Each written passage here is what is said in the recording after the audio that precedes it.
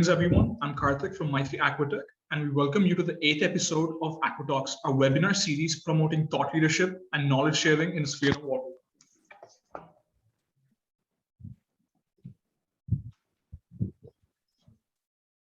One second.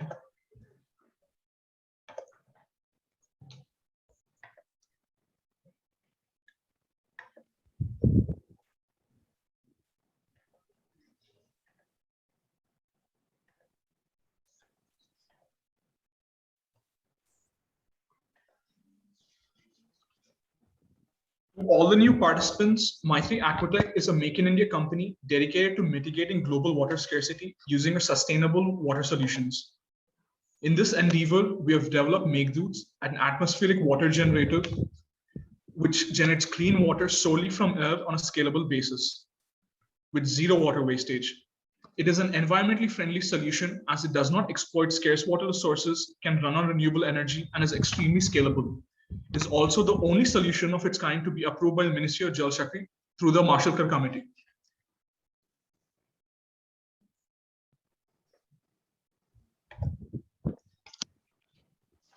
Before we start, we would like to acknowledge the support of Rotary Bangalore Whitefield Central in collaboration with whom we bring you this week's episode. Any questions that the participants may have can be entered into the chat in the user interface, which will be answered during the episode. We request everyone apart from the panelists and anchor to stay on mute and with their videos off. The topic of today's episode is assuring water security with quick fit and redeployable infrastructure. For the panelists, we have invited Dr. M.N. Roy, who retired as an additional chief secretary to the government of West Bengal and was responsible for policy making, implementation of developmental programs covering poverty alleviation, basic services like water, sanitation, and hygiene, that is WASH, public health, and natural resources development. He is now the founder and president of Sigma Foundation, a non-profit organization engaged in various projects and policy research, particularly climate resilient water management, domestic water supply service delivery, and people's participation, water security and water safety, and many more. He has been a team leader for Sigma Foundation and completed around 40 projects in the last 3 years for the government, UNICEF, and many other organizations. We also have Professor Srinivas Shari, who is the director of the Center for Energy, Environment, Urban Governance, and Infrastructure Development at the Administrative Staff College of India, also known as ASCI. He's an urban infrastructure and service delivery expert who has worked extensively on 24/7 water supply, urban sanitation, private-public partnerships, pro-poor strategies, and more. Prior to joining ASCI, he was a senior faculty at the Environment Protection Training and Research Institute at Hyderabad and at Tata Energy Research Institute at New Delhi. He was professionally affiliated to the University of Pennsylvania in Philadelphia, the University of Bradford in UK, University of Manchester in UK, and the Water Engineering Development Center in UK. He's also a Chevening Fellow. Now handing over to our Director for Business, Mr. Sanjay Bobde, who will be anchoring the session. Thanks, Karthik. Welcome, everyone. Welcome, Roy sir, as well as Chari sir. We're very happy to have these two experts today, and we hope to learn a lot. Let me just share my screen.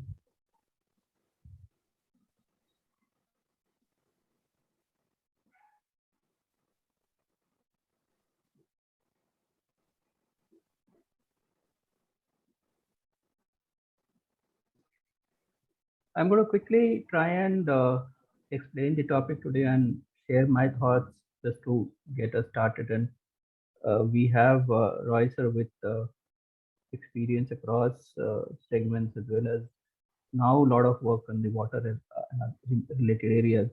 And Chari sir specifically has deep experience in the urban and now a lot of work happening in the water areas. So with the government making its intent clear with the Jal Jeevan mission, we sure all of us understand that there's lots going to happen in the water sector to ensure the water security. The government is keen to not only provide water or make available water, but also it's looking at more integrated approach, and I'm sure we'll hear more about it from both our panelists. Specifically, if we were to look at challenges, we are right in the middle of monsoon, so we know what kind of challenges we are already facing. A lot of water everywhere, but also challenges in terms of drinking water. And not just India, I think beyond India or even Lakshadweep Islands and Andaman Nicobar, etc., where there's water, but then drinking water is still a challenge. So that kind of challenges we have, and the climate change is not helping the cause at all. So the problems are only going to grow. We'll try and see as to what further. Plus, in addition to Jal Jeevan Mission, I believe Jal Jeevan Mission initially will increase the demand for water and then it will stabilize.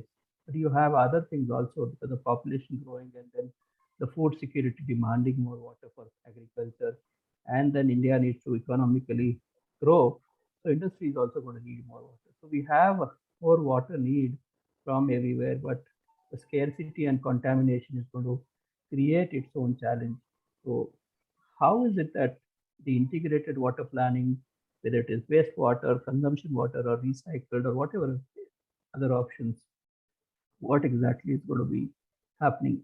The approach is falling in place, but the solutions will take some time to fall in place. So you need to really see as to how, and we'll need to learn from these experts. I've just tried to also align the sustainable development goals and the water security, whether it is household water security, rural or urban, and also the economic water security. Economic water security basically, if water is not available, if certain economic activity is not going to happen, that's lack of security as far as economic water, from economic perspective. Whereas you also have environmental water security, you know, is the kind of damage that is happening to the groundwater cycle and all that. And also having water when disasters are there, emergency situations are there. So you need that kind of thing. So looking at that, what are the options? So you can always work on the requirement, demand, right size demand and all that. Supply efficiency can be improved. You can do reallocation. And I can tell you there is a lot of work on reallocation happening at the national level, and which is what I think the integrated planning also is part of it. More we'll hear about this from these experts. I'm just trying to look at as to what kind of infra we have. So we have the natural water infra, which is locally available and for lifetime, vis-a-vis the constructed infra, which is bespoke, lasts for 20, 30 years. And we also have equipment-based infra, which is easily quick fix or mobile kind of infra. And, it could last for 10, 15 years. We'll look at possibilities. Hopefully we'll hear more. These are some of the thoughts that I have. And if, let's say, suppose under the Jal Jeevan Mission, for example, they're trying to fix problems immediately as well as in long term. So if somebody were to try and fix a problem where water is not available for 1 or 2, it takes at least 1 to 3 years to set up the infra. Meanwhile, what happens? So there are many options, in terms of tankers, etc. And you have options like AWG also. So those, and specifically, I would like to request Chari sir and Roy sir. Chari sir comes with a lot of urban expertise, and Roy sir has both. But I would like him to focus on rural also, because my belief is that if you see the basic needs, food, shelter, water, etc., the urban versus rural, the situation is completely different, and the challenges hence are different. So I would like we to focus on that. And this is, I just thought these points I will share just to make a background on the discussion. So I request Roy sir to take over from here. I will stop sharing and ask you to share your thoughts, then take about 10-15 minutes and ask Chari sir to share his thoughts, and we'll have some discussions and maybe we'll address some of the questions that people may raise. Thank you, sir. Yes. Good afternoon, Mr. Bobde. Good afternoon, Professor Chari and the participants. So thank you very much for organizing this webinar and giving you an opportunity to reflect on some of the thinking that we have on this. And being a very short duration presentation, I'll be very brief. Let me have my presentation and then Just 1 second. Let me first share it.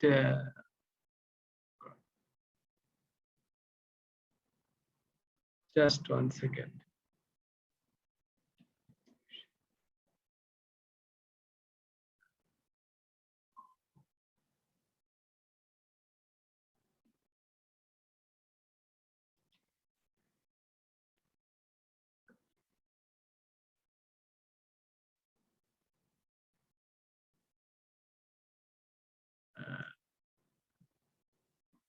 Just give me 1 second because so many things are on the thing.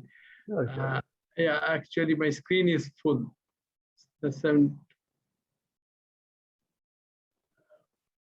Sorry for taking a minute.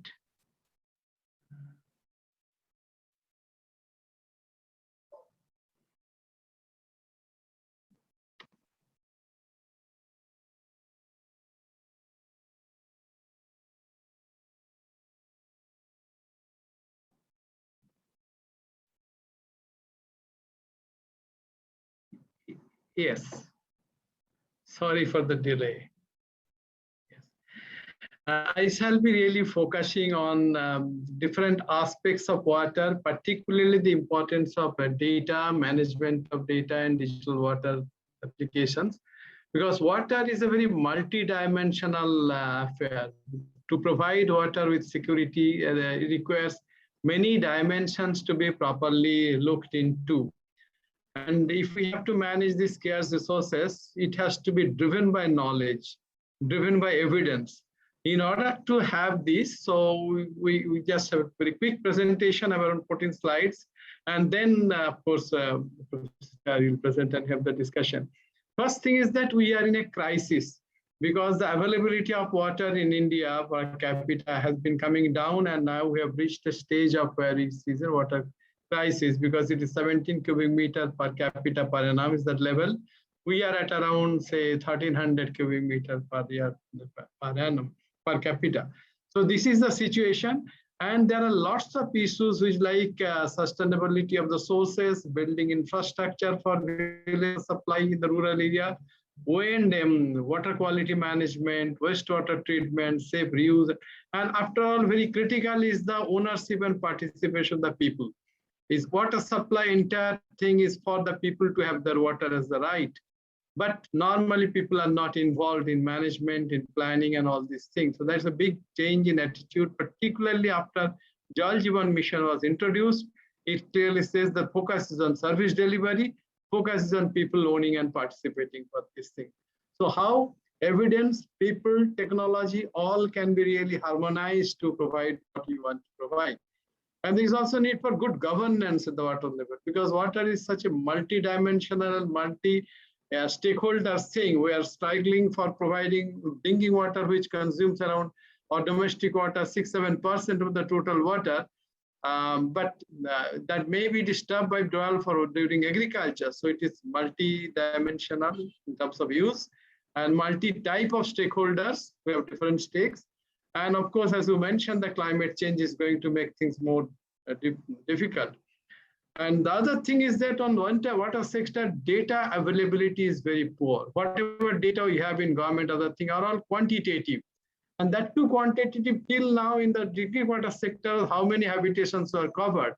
Now Jal Jeevan Mission says that you have to go to the household level and have the data on household basis, how many FHTCs have been connected.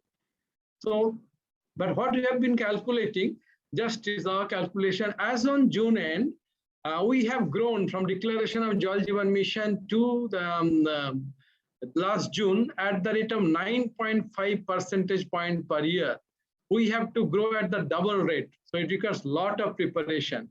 And in order of that, also take care of the quality of the water and other thing, we need to have adequate data to be captured, to be analyzed. And many areas where access to piped water, the people fall back on unsafe source.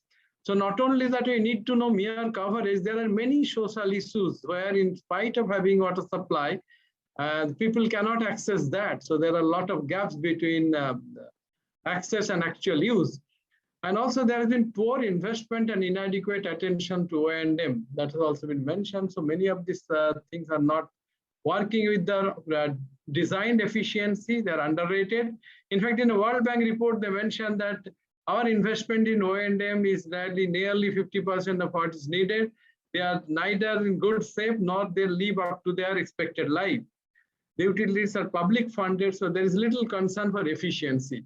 If you are in the public sector, you don't count money, that's all. And the other problem is that many consumers are ignorant about water quality, while in India, I was just going through the Indian diarrhea situation, the prevalence of diarrhea was 9.0 in 2005-06. It went up to 9.2, which is very high. It didn't decline. Of course, this last NFHS data is yet to be compiled for the country, state-wise data available for some. And there is also lack of effective disinfection, management of quality, and whatever you have done on the quality side, there is mostly on monitoring water quality, but it requires very integrated prevention arrangement from source to mouth. We need to have that type of plan. The other thing on which my today's presentation for next couple of minutes rest is basically many decisions which are taken are intuitive, not data-driven, not evidence-based. So really how to have the application of digital management of water or digital water or smart water known in many names, how to do that. I'll quickly go through those things.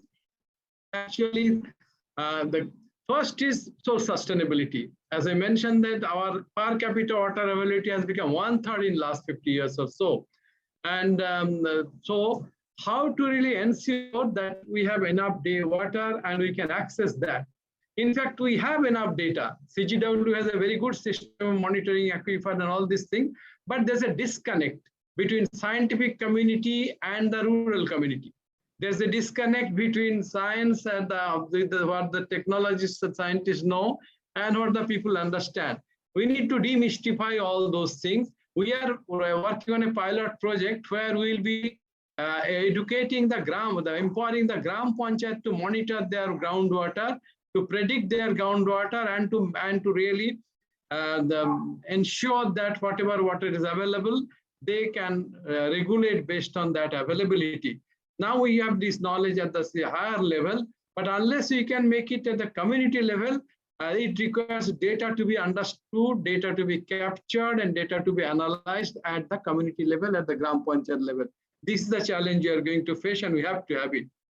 Then comes the plan, the water security plan. In fact, unless we have this, we cannot have the water security plan. You need to understand your total surface water, which can be accessed to satellite-based data for Gram Panchayat. We did an experiment 20 years ago, where we found in a district, based on satellite data, they're storing only 5 to 6% of the entire rainfall, and they are in distressed. So we need to understand that at the community level, how to do this. Another thing is that many piped water supply with lower yields go dry in summer because the water table is coming down. In fact, in India, 1/3 of the district, 256 districts right now, they are been declared as water stress, that the subsurface water has become critical, the groundwater status.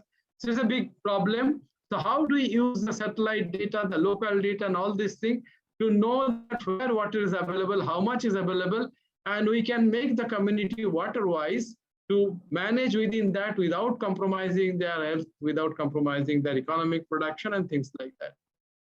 Then comes the question of management of water abstraction and water supply.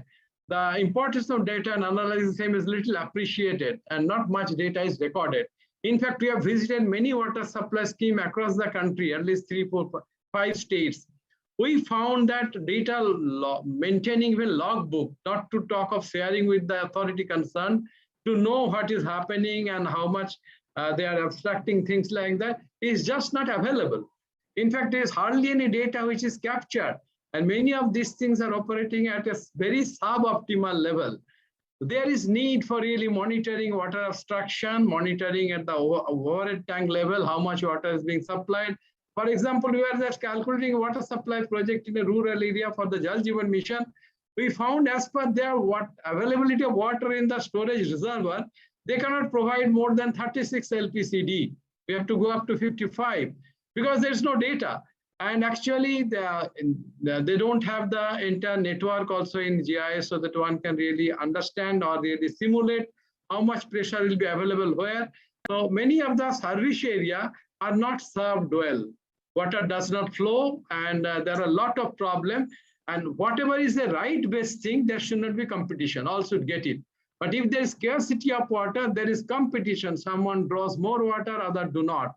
We are still not on metered connection. We don't know who is drawing what.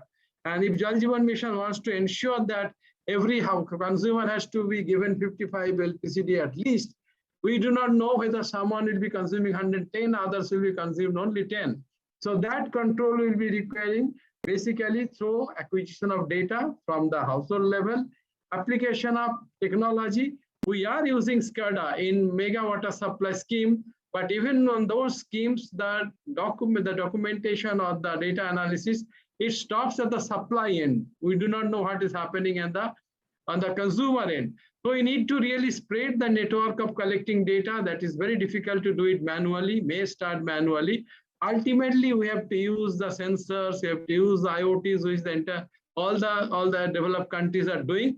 And it is possible. We have the technology. What we are missing is really not money. People will talk of money. We are really missing on mindset. We are not really tuned to using technology to manage things better, manage things efficiently. And that is exactly what we need to do it.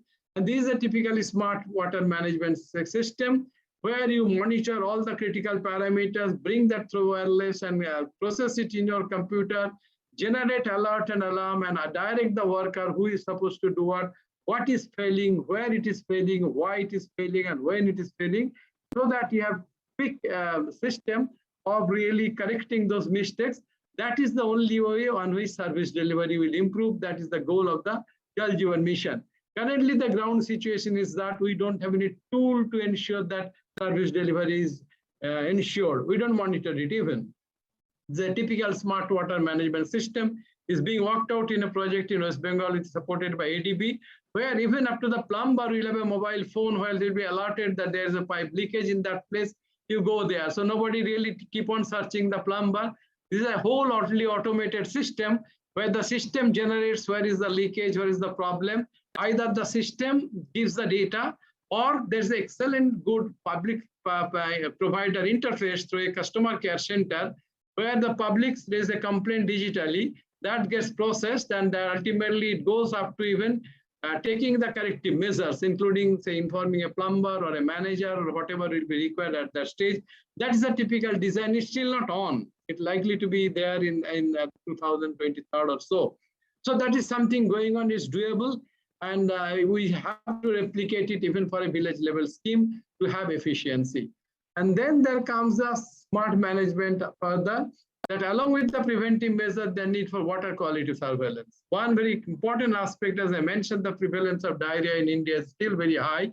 So we do not really have enough attention in paying water quality monitoring. The system is in place in terms of policy. There are Government of India policies fairly progressive, but having so many laboratories or trained people to test on FTK and analyzing the thing, whatever data is collected in water supply quality, the data is not analyzed, data is not really sent to the provider. People do not know. People know the quality is bad if they see turbidity or the taste is bad. That is not how we can improve. So we need to bring all these things so that whatever is provided is safe. And that is again another goal of the Jal Jeevan Mission.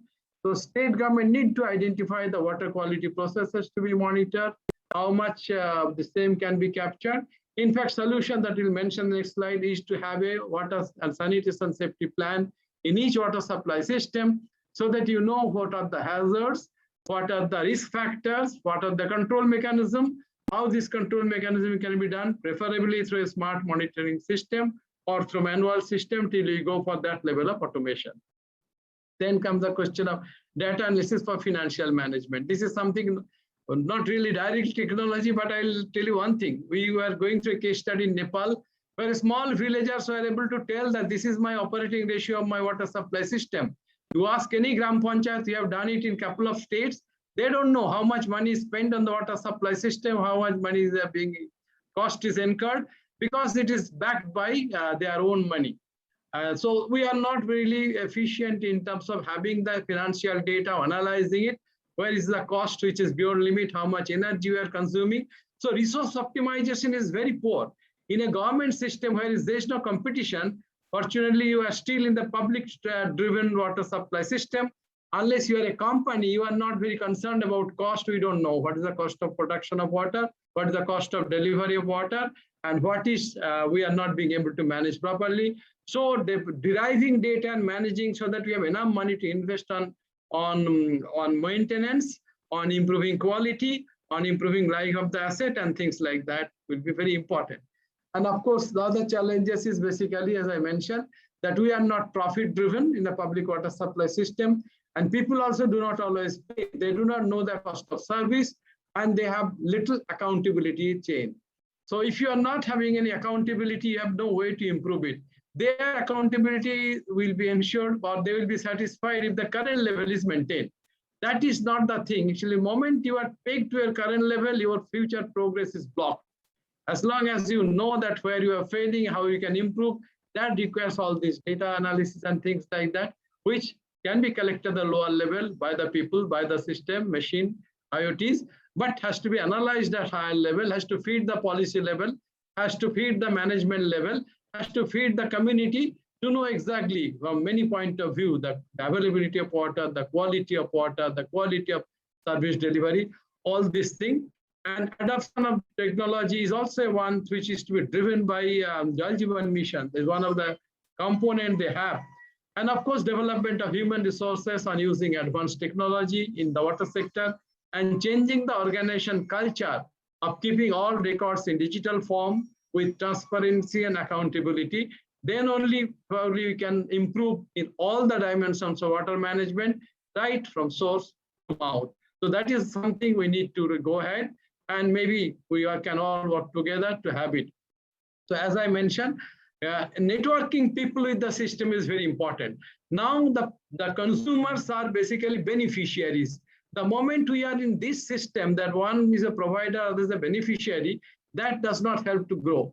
So they should be partner, they should be actually the consumer and with equal responsibility. So good engagement with the community through a customer care center, which should be established in every Gram Panchayat so that they can interact digitally, they can be guided digitally, and they can be more notified digitally. That helps a lot, and that will help ensure to have more trust on the provider. Otherwise, in the ground level, wastage of water, theft of water, leakage of water, all this is so high. In one study we conducted in a state, we found that water loss is 50%, whatever is abstracted, because no one is concerned. Taps remain open, water burst is not taken care of, it goes on. And so these are the things where community has to own and play an important role so that their stake is protected. And of course, plan for management of change, because this adoption of technology requires a management plan so that you manage the change of the system and all these things. And of course, there's a need for vision and commitment to take up the challenge at the policy level. And at least in a pilot, this should be started, as I mentioned, in ADB assisted project. They are going for a big one in the smart water management. It is there in some of the mega water supply scheme, some of the urban scheme. But I'm talking of small water supply scheme in the rural area, in the Gram Panchayat area, where also it should demystify the technology and bring it so that all can use it efficiently. Thank you very much. I think I'll stop here because I think I'm going to be crossing 15 minutes. So that's all. Thank you very much. So thank you very much. I think you fitted in a lot of stuff in that 15 minutes. And I see a very clear parallel. 2 decades back, India was busy reforming the energy sector in terms of separating the generation, distribution, and all that. And that kind of discipline or that kind of consciousness has to happen in the water sector also, is what I'm seeing. But the critical difference between water and energy is that there's a cost to energy when it comes to the main point. Generation itself there is a cost. Water somehow we not monetized, and hence that cost of generation is not considered. Hence, you don't consider the further costs, etc. I think that consciousness, if it starts, or there's a way that the administrators can build a system of costing at the point of generation or arrival, then the further cost can be considered, and then you'll start monetizing it accordingly. Then maybe the consciousness will be there. Like you said, Nepal guys were doing it themselves, whereas the Indian state people were not putting their money, so they were not conscious. So thank you very much for those inputs. Very interesting. I'll now request Chari sir to share his thoughts, because he's been working on 24/7 water supply, intermittence versus 24/7, so those kind of things. And also, once Chari sir finishes, maybe we should spend some time as to what are the immediate solutions and then what are the long-term solutions. Okay, Chari sir, over to you. Thank you. Can you hear me, Sanjay sir? Yeah, we can hear you, sir. Thank you. Thank you very much, Mr. Roy, Mr. Sanjay, Mr. Karthik, and friends. I'm going to speak a little bit about a little more aspirational context within which I work. The aspiration is about having drinking water from the tap round the clock. Now, is this essential goal achievable? So that is a hypothesis. So be it in Bangalore, be it in Hyderabad, Chennai, Delhi, anywhere in the country, 4,000 plus, maybe barring few cities here and there, few towns here and there, we don't get water, clean water, drinkable water, when we open a tap. So we end up storing the water supply either in an underground storage space, we call it as sump. Then we pump it up to the overhead tank. Both are contaminated. Your underground tank is contaminated. So you get fresh water from Kolkata Municipal Corporation or Hyderabad Water Board.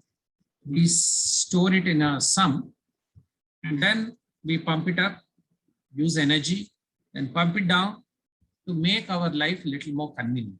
For drinking purposes, we have another gadget called AquaGuard or some cleaning point of use device to clean the water, or sometimes we buy water. Now, this is a completely bizarre situation for an emerging economy like India. The rest of the world, they open the tap and drink water directly from the tap. Many parts of the world. Now, that is a hypothesis. That is the aspiration I'm going to speak today. And I believe this aspiration is achievable, and it's already, we are achieving. Now, you may ask a question. When Bangalore Water Supply and Sewerage Board, or Hyderabad Water Supply, or any corporation, if they can't provide 2-3 hours of water supply, why should I dream and envision for round the clock 24-hour water supply? Now, why should we do it, and why should we allow the water to be wasted? Why the rest of the world is actually thinking or actually delivering round the clock water supply? So the reason for doing that is public health. As we all know, water, sanitation, hygiene, these are 3 critical pillars of public health. That's why they are also called public health engineering or public health department. It's actually part of public health context. It's not just a service. This is a lifeline service which contributes to public health. It prevents diseases, it enhances our health, productivity. Now, if I give water supply, like in Bangalore, like in Hyderabad and other places, 2 hours of water supply every second day or a daily supply, then what happens is, during those 2 hours, the pipe network within which we are getting water is under pressure. The balance 22 hours, the pipeline is empty because there's no water flowing in the pipeline. Because they go to another zone, they open the valve, and then the water is rationed zone by zone. Now, in the non-supply hours, the pipeline is not empty, but it will be sucking in because of the negative pressure and because of the old pipeline and weak joints, the contaminated, whether it is septic tank effluents or sewage effluents or the leachate, will be injected into the pipe network, will be collected in the pipe network. And when they pressurize the system, when the water supply, your wallman or whoever it is, a person releases the water the next day, this contaminated water gets into the household. And this cycle continues all the days, 365 days, whenever we get water.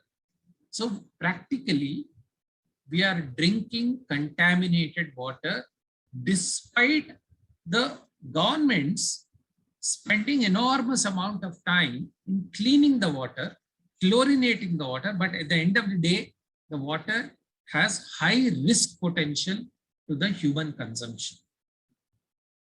Now, because of this intermittent supply, when I say intermittent supply, means once in 2 days, daily supply for a couple of hours, once in the morning, once in the evening, these are all called intermittent supply situations. This intermittent supply situation causes public health, and there are number of incidents, not only mortality, not only deaths, but chronic diseases, cholera, various other diseases or waterborne diseases are because of this intermittent water supply. There is enough evidence.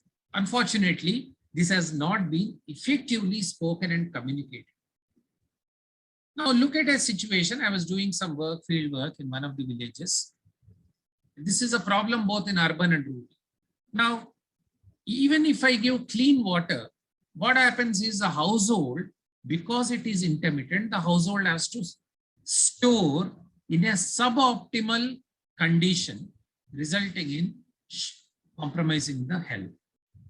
May give clean water, but because the water supply is not regular, not round the clock, I end up storing it in a container, and the container could be contaminated. Often it is. So given this situation, world over, they have migrated from intermittent supply to continuous supply. Now you may ask, okay, why unnecessary 24 hours? Why not 20 hours? Why not 10 hours?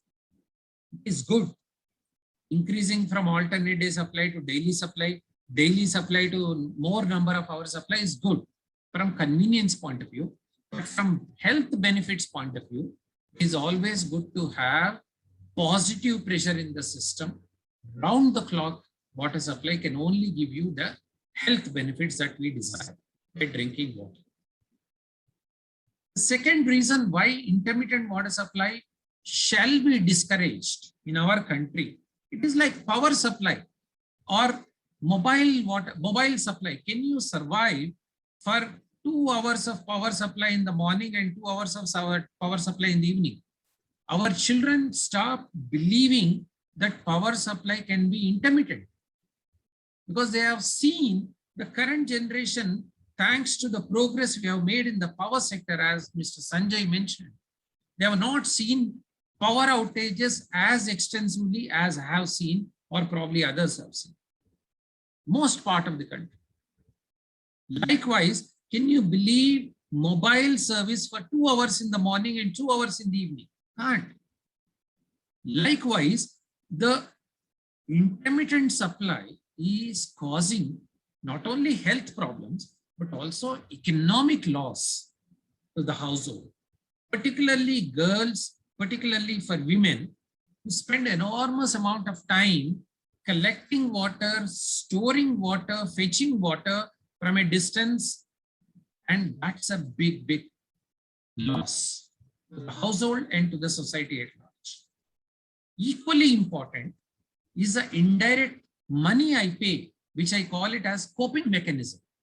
Suppose if there is a power supply, we buy an inverter. If there is a shortage of water supply, what do? We store water. We have an underground tank. We have an overhead tank. We have pump. We spend money in power supply for moving the water from ground floor to first floor. Then there is a medical cost. So there are enormous amount of cost, indirect cost, we spend apart from paying to the water authorities. My coping cost in Hyderabad is more than 1,700 rupees per month. Whereas I may be getting free water from Hyderabad Water Board, but my indirect cost, because the water supply is intermittent, I spend enormous amount of time to make myself comfortable with the available water supply. Third aspect, of course, which is not a concern to you, but the quality of the investments the water board make, they generally make for 30 years as a life. But in an intermittent supply, the life of the asset will be reduced substantially to the extent of 40 to 50%. So the taxpayers' money is actually undervalued, or we lose money because the asset is completely messed up. For all these reasons, intermittent water supply should be discouraged. Now, this you may think it's an academic conversation, when the hard reality on the ground, we see as a citizen that there is water shortage. How can we as citizens believe that continuous round-the-clock water supply should be made available in Bangalore or Hyderabad or even small towns like Hubli, Dharwad and others? So this is a question which is completely not believable. But let me tell you, take you through. This is not something I am saying. This is a very interesting report of 1949. There is a committee called Dr. Roy Committee, Dr. Roy Committee of 1949. Actually, this was submitted post-independence to the Health Ministry. There was nothing like Water, Ministry of Urban Development, or urban development related departments were not there those days. It was part of the health department.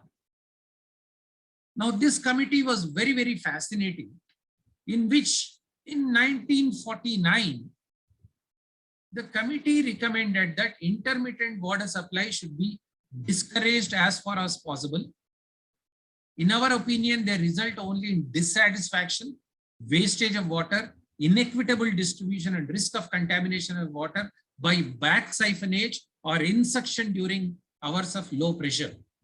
Intermittent supplies are also open to objection that the flushing of closets is interrupted and fighting of fires is impossible during the hours of interruption. It has been demonstrated recently at Lucknow that the waterworks authorities can successfully supply water at all 24 hours, educate a community, use only intermittent supply to adapt themselves to continuous supply and reduce their consumption. In fact, the consumption has come down after 24/7 water supply. Even in intermittent supplies, a judicious readjustment of hours of supply will reduce wastage. Now, this is not an academic thing. This actually is a high-level committee that led to the formation of many departments in the country. CPHU and other such reforms have taken up as part of it. Now, this is 1949, where our thought leaders have said that water supply should be, the citizens should get round-the-clock water supply. Unfortunately, we haven't even thought about it. We haven't followed it. We haven't pursued it. Now, very interesting, it says, we wish to remind designers that intermittent water supply generally requires a large design capacity in filters, etc., than would otherwise be necessary, and that they would result in heavier capital outlay. So intermittent water supply is expensive, not only from citizens' point of view, but also from authorities' point of view, from the water board's point of view. And they went on to say that water has to be metered, water has to be sensibly priced in 1949. Now, unfortunately, this was not taken seriously in our country. Now, world over, if you see, I have taken a lot of senior officers, engineers, various countries, and many of these countries are on the screen. All these countries, most of these countries in major cities, they provide continuous water supply, round-the-clock water supply. The one in the middle, if you see, Exxon Chan, is a Magsaysay Award winner. He's from it. He was a managing director of a water authority in Phnom Penh, the capital of Cambodia. The city delivers 24-hour water supply, and he won Ramon Magsaysay Award for doing this program. The one in the extreme left is Mr. Khan. He's the MD, managing director, even current MD of Dhaka Wasa. I mean, I don't know exactly, but about a year back, I was in touch. He was he was a managing director of Dhaka Wasa. Dhaka delivers for most part of the cities continuous water supply. One in the middle is from Kampala, the poorest of the poor country in Uganda. They deliver continuous water supply. So the question I'm asking to all of us, and I keep pushing this agenda, is why don't we do it? Is it the shortage of water supply that India is experiencing, this intermittent supply, or is it an artificial shortage? So we probed quite a bit. I have the data of 1,300 plus cities in the country. And we find that the cities, urban areas, they produce more water than international cities on a per capita basis. City where I come from, Hyderabad, city most of you are in Bangalore, they produce on a per capita basis more than 160 liters per capita per day.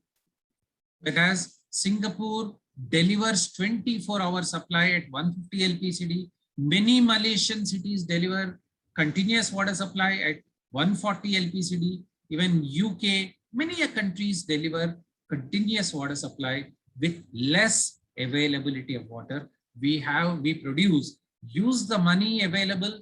Our water authorities produce a lot of water, bring water from 200 kilometers, 150 kilometers from Kaveri, from Krishna, Godavari, and then, but as a citizen, we get intermittent supply. Now that's a paradox. What is the reason?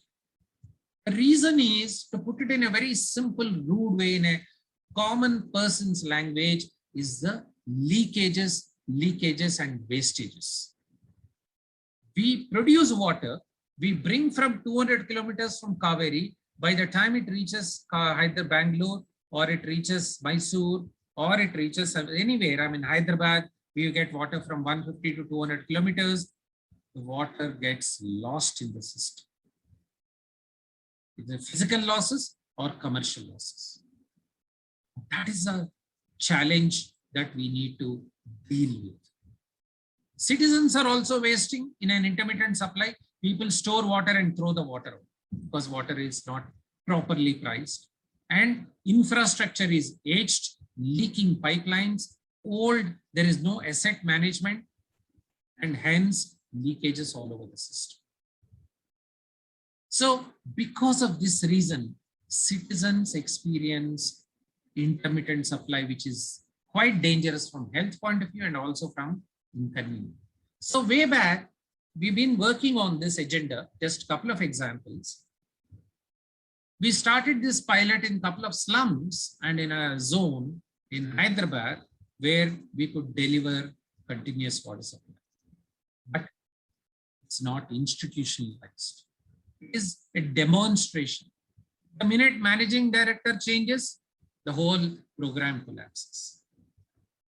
So, but there are a lot of examples in our country where these examples have been piloted and tested. This is a town called Ramagundam in Andhra Pradesh, in Telangana now. This politician, Mr. Satyanarayana, was a part of our network where we used to work, and he took it as a challenge and delivered continuous water supply 15 years back. It is doable. A lot of cities made attempts. Karnataka, your own, Hubli Dharwad, as part of this KUIDFC Karnataka Urban Water Supply and Drainage Program, they have piloted in 3 towns in Hubli, Dharwad, Gulbarga, and Belgaum. They could deliver continuous water supply. I've been to a number of these pilots, but it requires political will, it requires citizen action, and it requires a demand from politicians and demand from citizens that I can't tolerate this poor supply situation, because we got used to this. But it is doable. That's a point. Last, this is a very interesting case, a town called Malkapur in Maharashtra. The chairperson who delivered this continuous water supply, even now after 10 years, the water in the town is round the clock. They get up to the 3rd floor. They don't have to store water like we do. They don't store water. The water goes to the kitchen directly. Because it is pressurized all the time, the water is clean, potable. Now, this particular chairperson won Prime Minister's Award for Civil Service Excellence, and he sustained it for a long period even now. So it is doable. This is doable in our country. Nagpur made an attempt. I was also part of it, but citizens were against it. Citizens felt that this model of continuous water supply is to bring private sector. It is a way to increase the tariffs. They were opposition. I mean, can you believe people are happy with what is available once in 2 days? There were protests.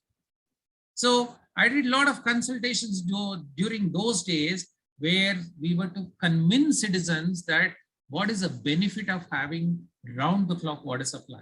It is not about tariff increase. It is nothing to do with private sector. It is about our own health.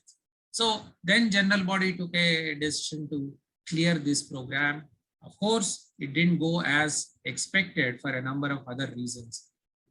Now, the good news of 2021, this is what is a tipping point where Honorable Chief Minister of Odisha, he took upon himself that we should deliver pure, direct, potable water supply at the tap.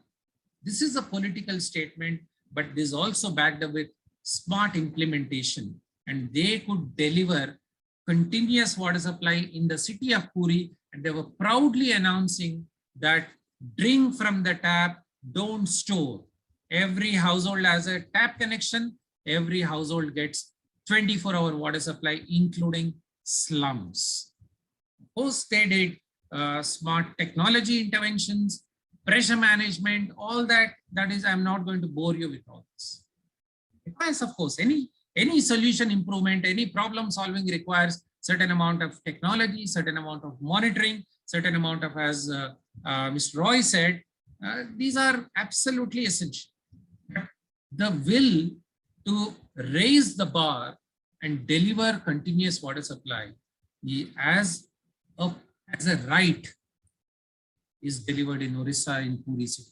Now they have used women self-help groups.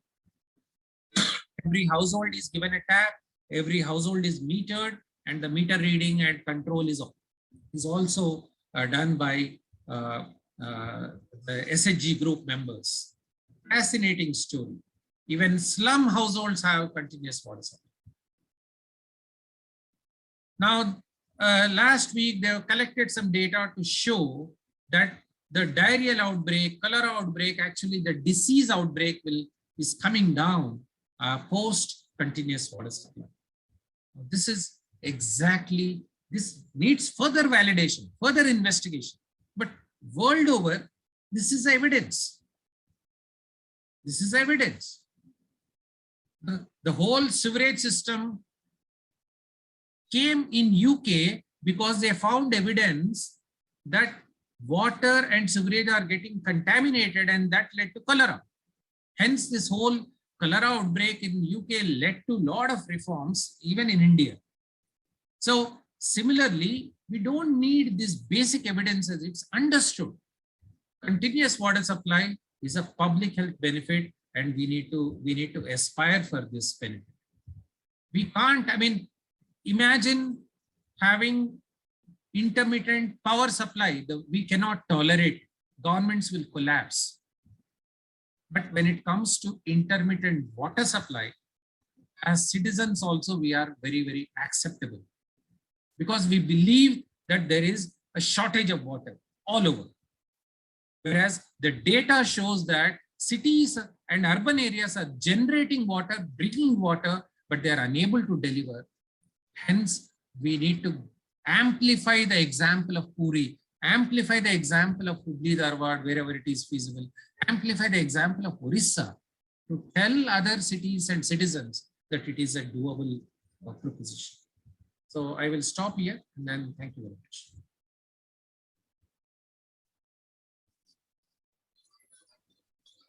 Thank you, Chari sir. I think we've had two dimensions being discussed today. One is the data and the technology orientation, to be precise, and here the health orientation, how exactly health demands a 24/7 is critical. And I really, because both are actually, both point towards better water management, better, data, as well as the whole quality and all that. And I'm again tempted to go back to the power sector reforms, wherein today we with the smart, and power sector is reforming to bring in the smart meters, and if water sector can align with them, the smart meters are put in place, and then we have like Chari sir said, the continuous pressure. I'm also I thought of the pressurized water supply can also mean you could have intermittent within the pressure, possibly, sir. Chari sir, is it possible? Because the oil and gas companies do use that kind of facility for carrying the various production items, the pressurized pipes. So, but yeah, but the health, oil and gas can afford to have intermittent pumping. Yeah, they have water hammer effect. Precisely, the water hammer effect is actually causing problem to our water. Oh, okay. It actually, the life of the asset comes down. Okay. That's the point I was trying to make. I got it. I just keep the life of the asset aside. It's okay, effort, but health benefits cannot be accrued when I have intermittent supply. Even at a 1 hour pressure, like Rajkot delivers 100 LPCD water in 20 minutes. Okay. So is it good? I say no, because I have to store water. Yes. Quality is compromised. I have to spend time. Women and children have to spend time. Why should we do that? So I want to come back to the point to both Mr. Roy and Chari sir, as to what are the immediate options? What are the short-term solutions for water? Because where water is, let's say, one is this is the long term, and we need to do certain things. And I'm sure with the integrated water planning and wastewater, whatever you're saying, what health engineering, so those aspects will get covered. But where water is not available, what are the options available to administration? Roy sir? Yeah, actually, I'll first add one more point to what Professor Chari said. This is a typical dilemma of public expenditure at a low level, which cause private expenditure at high level. So if you take the total thing, the country is spending much more than that is necessary. Only we are reducing public expenditure at the cost of private expenditure. That is something the policymaker has to understand. It is absolutely doable. It is economic. It is healthier solution. But we cannot take this step unless that political vision is there. That's what you mentioned. That is something very important. It happens everywhere. Entire public health is driven by that. You reduce public cost and pass it on to the individual to get curative treatment. Because public investment is on preventive side, private investment is on the curative side. So that is the dilemma one has to understand. Okay. The other thing that what you have mentioned, actually there is no shortcut thing of having a quick solution to all this, but some broad strategy will be helpful. First of all, is basically decentralization of the whole system so that the consumers and the providers come closer. The bigger the system to carry so many people to really agree to certain thing and follow the social discipline, as I was trying to mention, that you need a lot of social control on the whole thing. And as I mentioned, that the stoppage of leakages, stoppage of pilferages, this thing requires good understanding and good social capital. We have not really introduced the social capital component in the water sector. We count our money and things like that, but If society is really sensitized, if they are really told that this is your resources, this is your benefit, this is your rate, and these are the opportunities, that works better in a decentralized level. So I see a big opportunity in Jal Jeevan Mission, provided if it is implemented properly at a decentralized level, because the mission guideline says that it has to be owned by the community, operated by the Gram Panchayat. So at that level, but that level, there are other problems. Capacity is a big problem, and it can be done. I think it's better that if states take up in some of the Gram Panchayats can be made pilot of going for 24/7. In fact, the ADB assisted project is in rural area, that is be 24/7. So that they are taking from the bigger perspective. But at a decentralized level, if we can really sensitize the Gram Panchayat and the community and empower them a little bit, it is not rocket science. They will understand. Technology can be upgraded later on. But basic understanding of we can manage with this, I think that's the only thing, is bring the community in, let them take the leadership, empower the Gram Panchayat, and handhold them till they become right solution on this thing. That is the proper strategy. And that's all I can think right now. Okay. Maybe a small corporation, small municipality, Yes. it has to be there. Councils. Yeah, exactly. Because a smaller community, it is easier to make people understand as more homogeneity. If there's a diverse population, the heterogeneity is so difficult. So as we add more and more towns in the Jal Jeevan Mission urban, they're considering 4,000 plus. So at the lower end, at the last end, the smallest of the towns could do this first, and then it could come up to, maybe we will have better success there. Right. So one point that I thought is that, I think Chari sir and you, Roy sir, both of you actually talked about the same thing in terms of water supply. You spoke of the data and he's talked of how to make it 24/7 because of the health issue. But I see two things very clearly emerging from here in terms of we first need to have clear accounting for water first, and then the clear accounting for money part also, the financial part. And whether it is public spend or private spend, then both, if they are there, then the consciousness and understanding will be better. And then the ownership also. Somehow, I don't know how we're going to do that capacity building in the system so that ownership at panchayat level or at town level is far better. And I would just request Chari sir to have your closing remarks, and then Roy sir, you as well. Yeah, I mean, I totally agree with you. The biggest challenge is not having a clear water balance or accounting balance, money balance, or real water balance of municipalities or even water. And that's the big challenge, because once the data comes out into the public domain, credible data, then citizens can raise their voice, citizens can challenge the system, also contribute positively. So I would say that, yes, a good starting point from civil society point of view or from researchers' point of view, who are not outside, who are sitting outside the government system, because sometimes governments who may not be, comfortable to share every data for their own challenging, for their own reasons, political and other reasons. So I think the biggest contribution we can make is get the audit, the way financial audit is done. We need to do a thorough water audit at a decentralized level as well as at the town level, so that we know exactly what sort of losses are happening, what sort of leakages are happening, what sort of pilferages are happening. And I think that would be a good starting point. The second point I would say is a community participation. It's overused term, but still I feel it's very important for civil society to have a space or a platform in the decision-making process, like the way UK has. UK has a very strong civil society groups actively engaging with regulators, actively engaging with private operators. In their case, private sector is rampant. So that sort of platform is not available.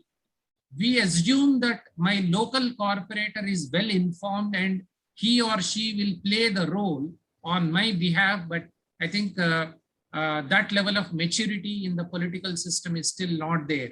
Till that time, I think civil society groups shall have a space for them to engage with the service delivery agency.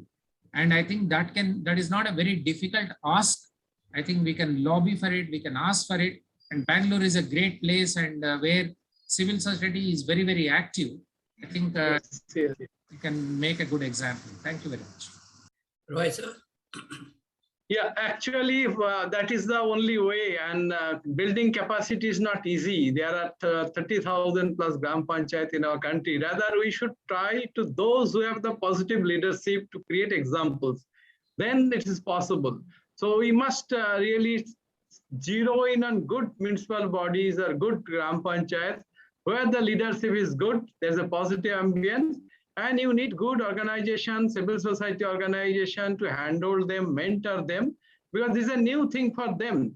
They don't also think in terms of the water audit or in terms of the financial audit. Recently, we have done a survey in 14 blocks of the existing water supply scheme. Not a single water scheme has been audited ever. You do not know how much you are generating, how much is your loss, how much is deviating from the design, and nobody knows. And there are lots of grievances. In fact, highest stakeholder are the people. They need water.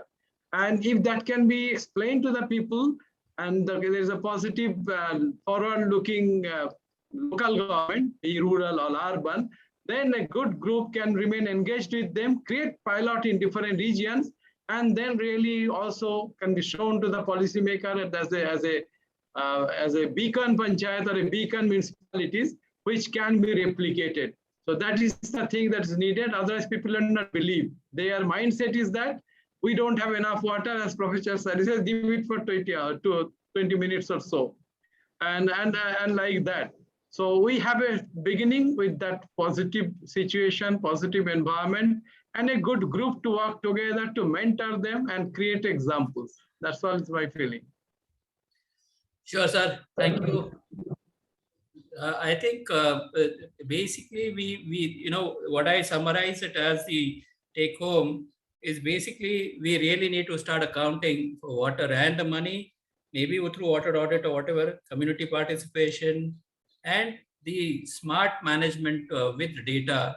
I think that has come in place on the part, similar to what is happening in the power sector. I think we can take some learning from there and quickly adopt it here. And I like one of the suggestions from one of our participants.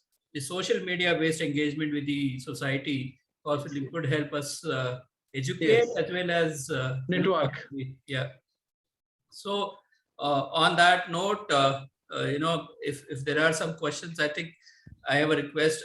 So I have two requests. If people have questions, maybe they can share it with us and we'll send the answers separately once we publish this. And also I have another request that maybe if some of our participants have some thoughts on what topics we could discuss further on, or this itself, so maybe they could share with us. Thank you. I think over to Karthik for conclusion.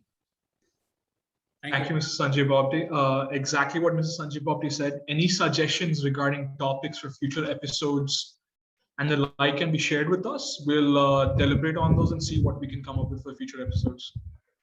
And once again, thanking both the panelists for their impressive insights into the topic. We thank the participants for participating in this episode. It was really informative, and we hope you join us for future episodes. Everyone stay safe, be water positive, and see you again. Bye. Once again, thank you, Chari sir and Roy sir. Thank you.